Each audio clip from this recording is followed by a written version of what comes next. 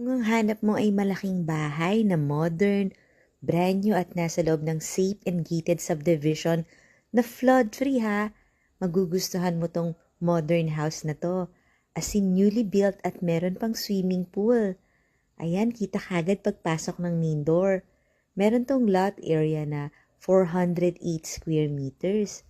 Ang floor area nasa 424 square meters. At nakita nyo naman napaka-amazing ng looks ng bahay na to, lalo na dito sa may swimming pool area.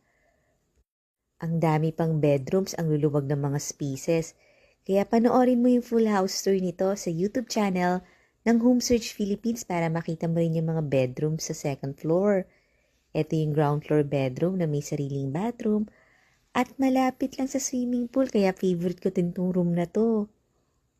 Yung price and details nasa description box below the video. Pati yung